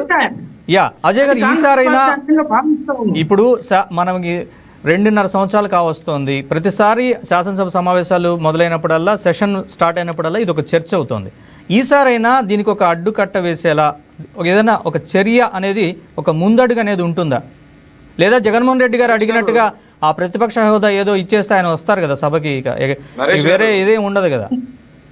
నరేష్ గారు, మీరు డిబేట్ ఏ అంశం మీద పెట్టారు? వైసీపీ గైర్హాజరుకి సంబంధించి అసెంబ్లీకి గైర్హాజరు, దాని మీద గౌరవ స్పీకర్ గారు యాక్షన్ తీసుకోబోతా ఉన్నారు. ఖచ్చితంగా అసెంబ్లీకి వచ్చి సీట్లో కూర్చుంటేనే హాజరు పడుతుంది. ఈసారి తప్పించుకోవటం కుదరదు. ఆ విధంగా వచ్చి సీట్లో కూర్చోకపోతే హాజరు పడదు. హాజరు పడకపోతే జీతాభత్యాలు ఇవ్వకుండా ఉండేదానికి రూల్ పొజిషన్ ఏ విధంగా ఉంటుంది, రూల్ బుక్ ఏ విధంగా చెబుతుంది, దాన్ని అనుసరించే కదా అక్కడ స్పీకర్ గారు పనిచేస్తారు. అంతే తప్ప వాళ్ళు రావట్లేదు కదా అని చెప్పి ఏదో స్కూల్లో పిల్లలు చెప్పినట్టు మీరు ఇంకా రావద్దు, మీ జీతాలు ఏమంటాకి. ఇది శాసన సభ్యులకి కొన్ని హక్కులు ఉంటాయి. ఆ హక్కుల మీద ఒక అమెండ్మెంట్ చేయాలంటే మన ఆంధ్రప్రదేశ్ ఒక్క కోసమే, మన ఆంధ్రప్రదేశ్ లో అమెండ్మెంట్ చేస్తే అదేం బిల్లు పాస్ కాదు కదా. ఖచ్చితంగా పార్లమెంట్ లో బిల్లు పాస్ చేయాలి, పార్లమెంట్ లో అమెండ్మెంట్ జరగాలి, అది యావత్ దేశం యాక్సెప్ట్ చేయాలి, అన్ని పార్టీలు కలిసి ముందుకు రావాలి. ఈ రోజు అందుకు కారణంగానే మొట్టమొదటిగా ఆంధ్రప్రదేశ్ నుండి మనమే ఇనిషియేట్ తీసుకొని కేంద్రానికి ఒక లేఖ రాశాం. కేంద్రం పరిశీలిస్తోంది ఏ విధంగా శాసన సభ్యులు ఈ రకంగా హాజరు కాకపోతే మనకి రూల్ పొజిషన్ లో ఈ హక్కు ఉందా, ఈ హక్కు ఉంటే మనం ఏ విధంగా ఆ రూల్ పొజిషన్ ని అమెండ్మెంట్ చేసి వాళ్ళ మీద యాక్షన్ తీసుకోవచ్చు అని పరిశీలిస్తా ఉంది. దీని మీద నిష్ణాతుల చేత దీని మీద అంతే తప్ప వైఎస్ఆర్సీపీ ప్రభుత్వం చేసినట్టు కక్ష సాధింపు చర్యల భాగంగా మన ఇష్టం లేని వాళ్ళందరి మీద యాక్షన్ తీసుకోవడానికి ఇది వైసీపీ ప్రభుత్వం కాదు నరేష్ గారు, కూటమి ప్రభుత్వం. రూల్ పొజిషన్ ఏ విధంగా సైదా గారు ప్లీజ్ నాగేష్ గారు అంటే మన సోదరుడు చెప్తా ఉన్నాడు ఏమని, పరిశీలిస్తున్నాం, చూస్తున్నాము, నిష్ణాతులతో మాట్లాడుతున్నామని. సమయం అయిపోతుంది కదా, ఇంకా ఉంది కదా సార్, ఇంకా ఉంది కదా. ఇప్పుడు ఇదే లాస్ట్ సెషన్ కాదు కదా, ఇదే లాస్ట్ సెషన్ కాదు. చెప్పండి, ఇంక ఇది ఇట్టే చెప్పుకుంటా పోతే ఇది ఆవు దూడ కథ అయిపోతుంది. ఒక్క నిమిషం సైదా గారు, ఒక్క నిమిషం చెప్పండి. అజయ్ గారు మాట్లాడండి. అజయ్ గారు. నరేష్ గారు, ఇందాక మీరు అడిగిందే నేను కూడా మాట్లాడుతా ఉన్నా. మీకు నిజంగా రాష్ట్రం మీద అంత కన్సర్న్ ఉంటే ఈ రోజు మేము మాట్లాడినప్పుడు మీరు ఇప్పుడు వచ్చి మాట్లాడటం కాదు, మీరు గతంలోనే మీరు కూడా ఒక లేఖ ఇచ్చి ఉండాలి. మీరు పబ్లిక్ ఫోరం మీద మీకు ఈ రాష్ట్రానికి ఒక అధ్యక్షురాలు ఉన్నారు, మీరు ఈ రాష్ట్రంలో ఒక పార్టీగా మేము ఉన్నామని చెప్తా ఉన్నప్పుడు సైదా గారు అది స్వాగతించారు కదా, ఆ ప్రయత్నం జరుగుతుందని సైదా గారు ఇందాక చెప్పారు. ఓకే అజయ్ గారు ఒక్క నిమిషం. నరేష్ గారు సైదా గారు ప్లీజ్. నరేష్ గారు, ఆయన స్వాగతిస్తాడనో ఇంకోళ్ళు స్వాగతిస్తాడనో మేము ఇక్కడ పనిచేయటంలా. ప్రజలు మమ్మల్ని నమ్మి మాకు ఒక విజయాన్ని కట్టబెట్టారు. మా మీద నమ్మకంతో ఈ రాష్ట్రాన్ని 5 సంవత్సరాలు పరిపాలించేందుకు ప్రజలు మా మీద నమ్మకంతో మాకు 164 సీట్లు ఇచ్చారు. ఈ రోజు ఆ ప్రజల నమ్మకాన్ని నిలబెట్టుకునే విధంగానే ఈ రాష్ట్రంలో కూటమి పరిపాలన జరుగుతా ఉంది. అదే విధంగా మీరు అసెంబ్లీ జరిగినప్పుడే మాట్లాడుతున్నారు, మిగతా సమయాల్లో మాట్లాడలేదంటే అసెంబ్లీ జరిగినప్పుడే ఎమ్మెల్యేలు అసెంబ్లీకి వస్తారు, అప్పుడే ఈ సమస్య ఉత్పన్నం అవుతుంది. మాట్లాడట్లేదు, ఈ చర్చ అప్పుడే వస్తుంది, ఆ తర్వాత కామ్ అయిపోతుంది అనేది. నరేష్ గారు, మీరు కూడా ఆలోచించాలి. సీనియర్ జర్నలిస్ట్, ఇప్పుడు అసెంబ్లీ జరుగుతుంది, మనం ఏమనుకుంటాం, ఒక శాసనసభ స్పీకర్ గా లేకపోతే ఒక ప్రభుత్వం తరఫున మేము ఆహ్వానిస్తా ఉన్నాం వాళ్ళు రావాలని. మనం ఏమనుకుంటాం, ఈసారైనా వస్తారు, ప్రజా సమస్యల గురించి మాట్లాడటాకైనా వస్తారు, వీళ్ళని నమ్మి గెలిపించిన ప్రజల కోసమైనా వస్తారని నమ్మకంతో ఎదురు చూసాం. ఇప్పుడు దాకా ఖచ్చితంగా వాళ్ళు వస్తున్నారు. అయ్యన్న పాత్రుడు గారు రాసిన లేఖ ఏమైందంటే పరిశీలన చేసుకోవాలిగా సార్. చేయకుండా సైదా గారు ఖచ్చితంగా చేస్తూనే ఉండొచ్చు. మీరు ఒక్క నిమిషం సైదా గారు ఒక్క నిమిషం. నరేష్ గారు నేనేం సైదా గారు ఒక్క నిమిషం, అజయ్ గారు సైదా గారు ఇద్దరు ఆగండి ఒక్కసారి. నరేష్ గారు, ఆయన ఆపండి. ఆయన మాట్లాడేటప్పుడు మమ్మల్ని ఆపారు. ఆయన ప్రతిదానికి కౌంటర్చుకుంటా పోతే సైదా గారు ప్లీజ్, సైదా గారు మీరు అట్లా ఇంటరప్ట్ చేయకండి మధ్యలో. మీరు అజయ్ గారు చెప్పే పాయింట్స్, అజయ్ గారు చెప్పే పాయింట్స్ ఏంటో మీరు నోట్ చేసుకోండి, తర్వాత ఆన్సర్ ఇవ్వండి ప్లీజ్. చెప్తున్నానండి, నేనేం చెప్తున్నా మీరు ఇంటరప్ట్ చేయొద్దు, దయచేసి ఇంటరప్ట్ చేయొద్దు సైదా గారు ప్లీజ్. అర్థం చేసుకోకపోతే ఇప్పుడు అయ్యన్న పాత్రుడు గారు అసెంబ్లీ సమావేశం జరిగినప్పుడు ఈ సమస్య వస్తుందని చెప్పి అన్నారు కదా. ఆయన లెటర్ రాసి ఎన్ని సంవత్సరాలు అయింది? అసెంబ్లీ పర్సూ చేసుకోవాలి కదా. పర్సూ చేస్తున్నారో లేదో మీరు పర్సూ చేస్తున్నారో లేదో అజయ్ గారు చెప్తారు. అధికార పార్టీకి సంబంధించి అజయ్ గారు చెప్తారు. కేంద్రానికి ఆ లెటర్ ఏమైంది? లేదా కేంద్ర ప్రభుత్వ ప్రతినిధిగా ఉన్న కేంద్ర పార్టీ పర్సూ చేయాలి కదా. రాజేష్ గారు కేంద్రం ఏదైతే ఉన్నారు బీజేపీ తరఫున రాజేష్ గారు అయినా చెప్తారా? నరేష్ గారు, కేంద్ర ప్రభుత్వానికి స్పీకర్ గారి హోదాలో లెటర్ రాసినప్పుడు ఖచ్చితంగా ఆ లెటర్ మీద ఏం జరుగుతుంది, ఏం పరిశీలన జరుగుతుంది, కేంద్ర ప్రభుత్వం ఏ ఆలోచన చేస్తుంది, ఇక్కడ నుంచి మనం ఏం ఇన్పుట్స్ ఇవ్వాలి వాళ్ళకి, వీళ్ళు ఏ విధంగా ఇక్కడ మోసం చేస్తా ఉన్నారు ప్రజల్ని, శాసనసభని, ఖచ్చితంగా ఇక్కడ నుంచి దానికి సంబంధించిన ప్రతి అంశం కేంద్రం దృష్టిలో, పార్లమెంట్ దృష్టిలో పెడతా ఉన్నాం. పెట్టట్లేదని ఆయనకి ఎలా తెలుస్తుంది? ఆయన చెప్తారా స్పీకర్ గారు? మీరు స్పీకర్ గారిని కలిసి మీరు ఒక లెటర్ ఇవ్వండి, అప్పుడు మీకు స్పీకర్ గారు ఇక్కడ ఏం జరుగుతుంది, కూటమి ఏం చేస్తా ఉంది, స్పీకర్ స్థానంలో ఉన్న గౌరవ ఏం చేస్తా ఉన్నారు. సైదా గారు ఒక్క నిమిషం, సైదా గారు ఒక్క నిమిషం ప్లీజ్. ఊరికే ప్రజలకు అడ్డుపడతారు నాకు. అజయ్ గారు హోల్డ్ ఆన్, అజయ్ గారు హోల్డ్ ఆన్. రాజేష్ గారు చెప్పండి, కేంద్ర ప్రభుత్వం ఎందుకని అంటే ఇప్పుడు పరిశీలనలో ఉందని అంటున్నారు కదా, ఏనపత్ర గారు ఇది లెటర్ రాశారు అది కేంద్రం పరిశీలనలో ఉందని, దానికి సంబంధించి ఏదైనా సమాచారం మీ దగ్గర ఉందా రాజేష్ గారు? ఒక్క నిమిషం అజయ్ గారు. నరేష్ గారు రాజేష్ అన్న ఒక్క నిమిషం నేను కంక్లూడ్ చేసిన ఒకసారి మీరు నరేష్ గారు చెప్పండి. ఇప్పుడు ఏదైతే మీ ఛానల్ సాక్షిగా సైదా గారు పదే పదే స్పీకర్ గారు ఏం చేస్తున్నారు అడుగుతున్నారు కదా, నేను మీరు చెప్పినట్టే నేను కూడా ఆయనకు ఒక మాట చెప్తా ఉన్నా, సలహా చెప్తా ఉన్నా. రేపొద్దున వాళ్ళ రాష్ట్ర అధ్యక్షురాలను తీసుకొని ఒక 10 మంది వెళ్ళి ఒక రిప్రజెంటేషన్ ఇవ్వమనండి, దీని మీద మీరు ఏం చేస్తా ఉన్నారు అని. అప్పుడు చెబుతారు స్పీకర్ గారు ప్రభుత్వం ఏం యాక్షన్ తీసుకోపోతా ఉంది, కేంద్రానికి ఏం లేఖ రాసింది, కేంద్రం ఏం నిర్ణయం తీసుకోపోతా ఉందని మీరు ఆ అంశాన్ని స్పీకర్ గారి దగ్గర ప్రస్తావిస్తే బయటకు వస్తుంది తప్ప టీవీలో కూర్చొని స్పీకర్ గారు ఏం చేస్తా ఉన్నారు, డబుల్ ఇంజిన్ సర్కార్ కదా అని మీరు టీవీలో కూర్చొని మాట్లాడటం కాదు. రండి బయటకు వచ్చి మీ అధ్యక్షురాల చేత స్పీకర్ గారికి ఒక రిప్రజెంటేషన్ లెటర్ ఇవ్వండి, అప్పుడు స్పీకర్ గారు మీకు ఆన్సర్ చేస్తారు ఖచ్చితంగా. రాజ్యాంగం అనుసరించి పరిపాలించే ప్రభుత్వం ఖచ్చితంగా స్పీకర్ గారు మీకు ఆన్సర్ చేస్తారు. అవి వదిలిపెట్టి మీరు ఇక్కడ కూర్చొని పదే ఊరికే నిందలు వేసుకుంటూ ఇక్కడ మేము ఏం చేయటం లేదు, మీరేదో బాగా క్వశ్చన్ చేస్తున్నట్టు ఈ 2 సంవత్సరాల నుంచి వైసీపీని క్వశ్చన్ చేస్తుంది కానీ రమ్మని అడుగుతుంది కానీ మీకు సమయం ఇస్తామని చెబుతుంది కానీ కూటమి ప్రభుత్వం అండి. రాజేష్ గారితో మాట్లాడదాం. అజయ్ గారు మీరు ఇప్పుడు డిబేట్ పెట్టారు కాబట్టి ఇప్పుడు మీరు మాట్లాడుతా ఉన్నారు. మీరు చెప్తా ఉన్నారు 2 సంవత్సరాల సమయం దేనికి పట్టింది అని. అసెంబ్లీ జరగదు. అసెంబ్లీ జరిగినప్పుడు వైఎస్ఆర్సీపీ పార్టీగా వాళ్ళు అసెంబ్లీకి రావాలని కోరుకోవటం మా బాధ్యత. స్పీకర్ గారు ఆహ్వానిస్తా ఉన్నారు, రావటం అదే విధంగా ఎమ్మెల్యేలకు ఉండే శాసనసభ హక్కులు ఏ విధంగా ఉంటాయి, రూల్ పొజిషన్ ఏ విధంగా ఉంటుంది, ఏ విధంగా అమైన్మెంట్ చేయాలి, ఇవన్నీ ప్రభుత్వం పరిశీలిస్తుంది. ఊరికే ఒక్క రోజులో మీరు చెప్పినట్టు ఆకులో కోరేసినట్టు లేదా కరేపాకు వేసినట్టు వేయడానికి ఇదేమి మన ఇంట్లో సమస్య కాదు కదా. రాష్ట్రానికి సంబంధించిన సమస్య, యావత్ దేశం ఒప్పుకోవాల్సిన సమస్య. ఇది మనం అసెంబ్లీలో తీర్మానం చేస్తే సరిపోతుందా? మనం అమైన్మెంట్ చేసుకోవచ్చా? పార్లమెంట్ లో అమైన్మెంట్ జరగాలి.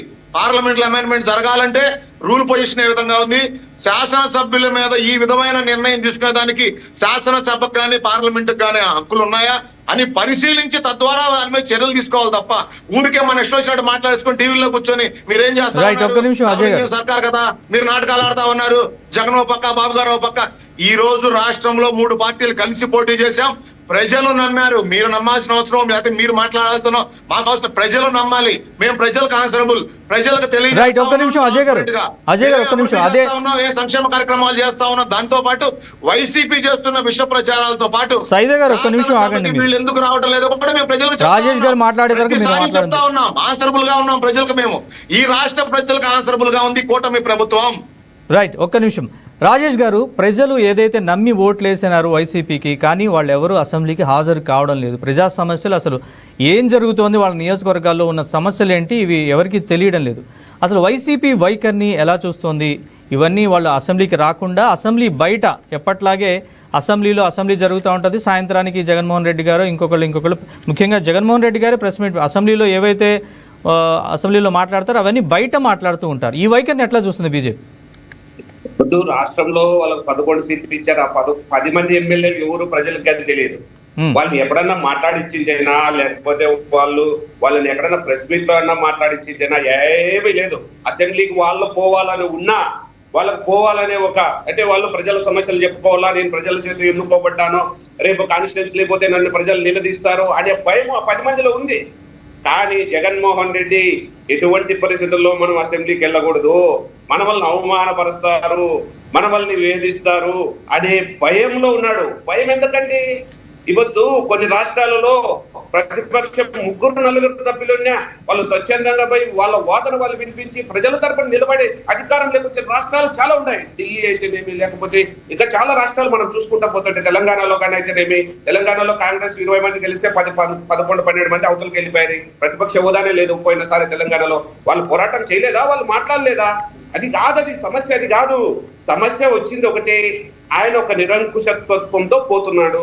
నాకు ప్రధానమైన చేరుండాలా, నేను అలాగే ఎప్పుడు ఉండాలా, అంతవరకు నేను ప్రజల సమస్యలు పట్టించుకోను, ప్రజల ఊసే పట్టించుకోను, నాకు అసెంబ్లీ అంటే గౌరవం లేదు, లేకపోతే ప్రజలు ఇచ్చిన మ్యాండేటరీ అవసరం లేదు అనే ధోరణిలో వైసీపీ నాయకుడు ముఖ్యంగా జగన్మోహన్ రెడ్డి గారు ఆ విధంగా వింత ప్రవర్తన చేస్తున్నాడు. మనం చూస్తున్నాం 2 సంవత్సరాల నుంచి ఆయన ఏ విధంగా ప్రజల్లోకి వెళ్తున్నాడు. మంది మార్బలంతో అక్కడ ఉన్న పేద ప్రజల్ని డబ్బులు ఇచ్చి తీసుకొచ్చి సభలకు నిలబెట్టించేసి అక్కడ కార్లతో తొక్కుంటా ప్రజలను చంపుకుంటూ ప్రజల్ని ఇబ్బంది పెడుతూ ఈ రోజు ప్రజల్లోకి వెళ్లే పరిస్థితి ఆయన ఉంది.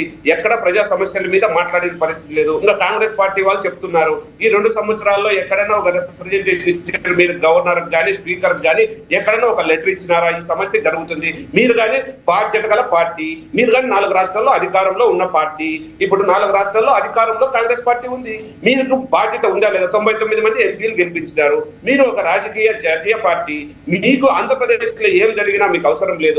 ఆంధ్రప్రదేశ్ లో కానీ ఈ విధంగా జరుగుతుందని ఎక్కడన్నా మీ ఫోరంలో కానీ, మీ మీడియా ద్వారా కానీ, లేకపోతే మీ వేదికల ద్వారా కానీ ఎక్కడన్నా కానీ మీరు ప్రశ్నించారా? మీరు ఒకటి, ఆయన అన్నా చెల్లెళ్ళు, మీ పార్టీలు 2 ఒకటి. తల్లి కాంగ్రెస్ నుంచి పిల్ల కాంగ్రెస్ పుట్టింది, మళ్ళీ పిల్ల కాంగ్రెస్ నుంచి బయటకు వచ్చి ఈమె మీ పార్టీకి అధ్యక్షురాలు అవుతుంది. వాళ్ళు సొంత రక్త సంబంధికులు, వాళ్ళ పార్టీలు వాళ్ళు ఎవరు విమర్శించుకోరు. కానీ మా మీద రాజేష్ గారు మాట్లాడాక మీరు మాట్లాడండి. రాజేష్ గారు మాట్లాడండి. ఇదని మాకు జగన్మోహన్ రెడ్డి ఎప్పుడు దూరమే. అలాంటి అవినీతి పరుని, అలాంటి కూనీకోరిని మేము ఎప్పుడు చెంతర చేర్చుకోము. మాకు అవసరం లేదు అటువంటి పార్టీతోనూ. ఈ పొద్దు మీడియా ముఖంగా చెప్తున్నా, మా జాతీయ అధ్యక్షులైనా కానీ, మా అమిత్ షా గారైనా కానీ, మోడీ గారైనా కానీ ఇలాంటి వారిని ఎప్పుడు దూరమే పెడతాము. అంతే. రాజకీయ పార్టీగా ఒకవేళ వాళ్ళు కలవాల్సి వస్తే రాజకీయ పార్టీకి ఏ విధంగా అపాయింట్మెంట్ ఇస్తామో అంతవరకే ఇస్తాము. అంతేగాని ఇక్కడ జరుగుతున్న అభివృద్ధిని ఓర్చుకోలేక 3 పార్టీలు కలయికతో ఈ రోజు అభివృద్ధి, సంక్షేమము 2 వైపులా ఈ రాష్ట్రంలో పయనిస్తున్నాయి. ఈ పొద్దు రాష్ట్రానికి ఏమి కావాలని అడిగిన తడవే నరేంద్ర మోడీ గారు ఈ పొద్దు అందిస్తున్నాడు. ఈ పొద్దు పోలవరం అయితేనేమి, లేకపోతే ఎయిర్పోర్ట్స్ అయితేనేమి, లేకపోతే ఇంకా ప్రాజెక్టులు ఎన్నో వస్తున్నాయి. ఇప్పుడు రాయలసీమకు ఉద్యోగ కల్పన కోసము ఇన్ని ప్రోగ్రామ్స్ వస్తుంటే వీళ్ళు ఓర్వలేని పరిస్థితుల్లో కాంగ్రెస్ పార్టీ ఏమైపోయిందంటే ఈ రాష్ట్రంలోనే కాదు ఈ దేశంలోనే దివాలా తీసిన పరిస్థితి. అటువంటి పార్టీలు మమ్మల్ని, మా నాయకుని విమర్శించే స్థాయి కాదు, మా నాయకుని అనే స్థాయి కాదు. ప్రపంచంలోనే ఇప్పుడు మేటి నాయకుడు ఎవరన్నా ఉన్నారంటే నరేంద్ర మోడీ గారు. వికసిత్ భారత్ 2047 సంవత్సరానికి ఈ భారతదేశం అగ్రస్థానంలో ఉండాలా. అప్పుడు 11వ స్థానంలో 2014 ముందున్న ఆర్థిక రంగాన్ని ఇప్పుడు 4వ స్థానానికి తీసుకొచ్చిన ఘనత నరేంద్ర మోడీ గారిది. నరేంద్ర మోడీ గారి గురించి, లేకపోతే మా భారతీయ జనతా పార్టీ గురించి మాట్లాడే నైతిక హక్కు ఈ కాంగ్రెస్ పార్టీకి లేదని మేము ఘంటాపథంగా చెప్తాము. ఎందుకంటే అనునిత్యము మోడీ గారిని ఆడిపోసుకోవడము, మోడీ గారిని విమర్శించడము, మీరు ఎన్ని చేసినా, ఎన్ని కుట్రలు చేసినా, ఎన్ని కుతంత్రాలు చేసినా ఈ రాష్ట్రంలో కానీ ఈ దేశంలో కానీ 3 సార్లు మీరు అధికారాన్ని కోల్పోయారు. 3 సార్లు కలిసి 200 సీట్లకి పరిమితమైనారు. ఇంకా రాబోయే రాజేష్ గారు ఇంకా అంశాల జోలికి వెళ్ళకండి. ఇప్పటికైనా నిర్మాణాత్మకమైన ప్రతిపక్ష పాత్ర పోషించండి. ఒక్క నిమిషం రాజేష్ గారు. పార్లమెంట్ అనే ఎప్పుడు స్తంభిస్తాము. పార్లమెంట్ లో చర్చలు జరిగినాయి అంటే ప్రజలందరూ నిశ్చితంగా గమనిస్తున్నారు మీరు చేస్తున్న చర్యలు. సైదా గారు విమర్శలు చెప్తున్నారు కాంగ్రెస్ పార్టీ. మీకు నాయకుడు సరిగ్గా లేడు. మీకు రాజేష్ గారు ప్లీజ్ ఇంకా రాజేష్ గారు ఇక్కడికే పరిమితం అవ్వండి. రాజేష్ గారు ఏపీ శాసనసభకు సంబంధించి పరిమితం అవ్వండి. ఏపీ శాసనసభకు సంబంధించి ఎప్పుడైనా చర్చిస్తాం కానీ వ్యక్తిగతమైన మాటలు, వ్యక్తిగతమైన దూషణలు తింటే అది మంచి పద్ధతి కాదు. పార్లమెంటరీ సైదా గారు ఊరికే రాజకీయ ప్రసంగాలు, రాజకీయ విమర్శలు కాకుండా మీరు ఒక ప్రతిపక్షంగా ఏం చెప్తారు ఈ అంశంపై సూచన చేయండి. అభివృద్ధిని ఆకాంక్షించే వ్యక్తులు ఆయన మాట్లాడితే మేము మాట్లాడతాం. రాజేష్ గారు ప్లీజ్, రాజేష్ గారు మీ పాయింట్ చెప్పండి, కంక్లూడింగ్ గా చెప్పండి. రాజేష్ గారు, ఒక పోరాటం చేశారు. రాజేష్ గారు, ఒక నిర్మాణాత్మకమైన రాజేష్ గారు, పాత్ర పోషించారా? మీకు ఇంతవరకు రాజేష్ ఏం గారు పోషించరా? వింటున్నారా? రాజేష్ గారు వింటున్నారా? మీరు ఇంటికి పరిమితమైనారు. మీ నాయకురాలు ఎక్కడ ఉందో తెలియదు. మీరు రాజేష్ గారు వింటున్నారా? అటువంటి పరిస్థితుల్లో మీ కాంగ్రెస్ పార్టీ ఉంది, కానీ మమ్మల్ని ప్రశ్నించే రాజేష్ గారు స్థాయి, వింటున్నారా? మమ్మల్ని అనే స్థాయి మీది కాదు. రాజేష్ గారు ఓకే. సైత గారు మీరు విమర్శలు ఇవన్నీ కాదండి, కంక్లూడింగ్గా మీ పాయింట్ ఏంటి ఈ అంశానికి సంబంధించి మనం ఈరోజు ఏదైతే అంశం డిబేట్ పెట్టుకున్నామో దానికి సంబంధించి ఒక విమర్శ, ఒక సూచన లాగా మీరు ఏం చెప్తారు? కంక్లూడింగ్గా చెప్పండి. నేను ఒకటండి, వాళ్ళిద్దరికి అంత సమయం ఇచ్చి నన్ను కంక్లూడింగ్ గా చెప్పమంటాం భావ్యం కాదు. ఆయన ఒక దంపుడు ఉపన్యాసం చెప్పాడు. సార్ మీరు కూడా మాట్లాడారు కదా సార్ ఇందాక చాలాసేపు. మనం మాట్లాడొద్దండి. సైద గారు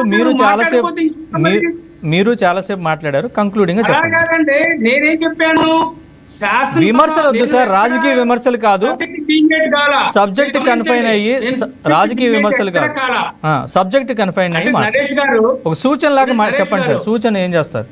నేను సబ్జెక్ట్ ఎక్కడ డీవియేషన్ కాదు. గౌరవ శాసనసభ స్పీకర్ అయ్యన్న పాత్రుడు గారు వాళ్ళ యొక్క 11 మంది శాసనసభ్యుల మీద చర్యలు తీసుకోవాలి అనేటువంటి అంశం మీదనే నేను మాట్లాడే తప్ప. రైట్, అదే సార్ ఇప్పటికైనా ఇప్పుడు ఏం చెప్తారు? ఫైనల్ గా చెప్పండి, ఇప్పుడు ఏం చెప్తారు? ఇప్పుడు మీరు ఏది కాంగ్రెస్ పార్టీ ఏం సూచన చేస్తుంది? ఇప్పుడు ఆయన ఏం చెప్పకొచ్చాడు, బీజేపీ నాయకుడు రాజేష్ గారు నితిన్ నవీన్ కాన్స్టిట్యున్సీలోనే మొన్న ఏ విధంగా సార్ ఆ అంశాలు వద్దు సార్, ఇంకా మనం డిబేట్ ఎండింగ్ లోకి వచ్చాము. సైద గారు మనం డిబేట్ చివరిలో ఉన్నాము. సైద గారు డిబేట్ చివరిలో ఉన్నామా? మీరు కంక్లూడింగ్ పాయింట్ చెప్పండి. మోడీ రాగా 16 రోజులు 20 యా సైద గారు ప్లీజ్. సైద గారు thank you very much. Saida గారు మీ పాయింట్ చెప్తారా, క్లోజ్ చేయమంటారా? కంక్లూడింగ్ చెప్పండి. Thank you very much Saida గారు, రాజేష్ గారు, అజయ్ గారు. ఇది ఇవాల్టి డిబేట్. మరో అంశంతో మళ్ళీ కలుద్దాం. చూస్తూనే ఉండండి వైకే టీవీ.